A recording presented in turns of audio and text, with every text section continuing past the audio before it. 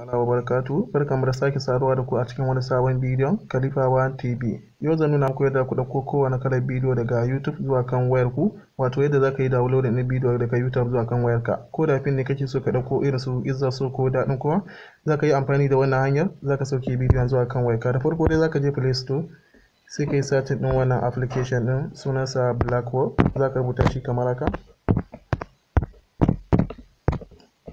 Sai ka danna searching. Wannan shine application din, zaka yi install ɗinsa, wanda wani already na daga na install ɗinsa. Sai ka buɗe shi kamar haka. Application akwai yan tallalluka da zai dinga nuna ma, wanda kai tsaye zaka fito sai ka tafi cikin YouTube ɗinka, sai ka nemo bidiyon da kake so ka yi download ɗin.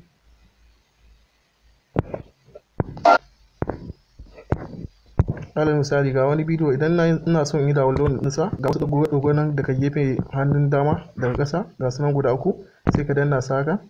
Idan ka danna su zai nuna ma wannan zaɓukan, sai ka danna inda aka rubuta share ɗin nan.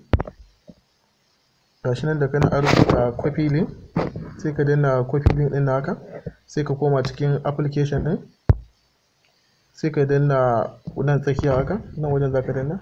Akwai tallace-tallace zai nuna ma, akwai 'yan tallalluka da zai dinga nuna ma, sai ka dinga yin skipping gashi nan. Sai ka danna nan tsakiya haka.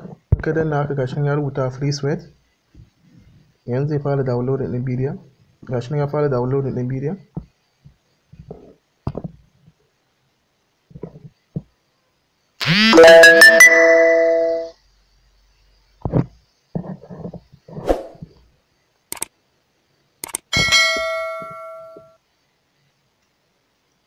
Bidiyon ya gama downloading. Bari mu je mu duba mu gani.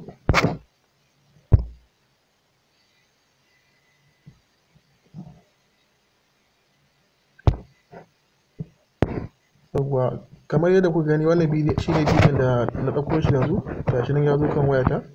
Da fatan za ku danna subscribing na wannan tasha, sannan ku danna like akan wannan bidiyo. Na gode.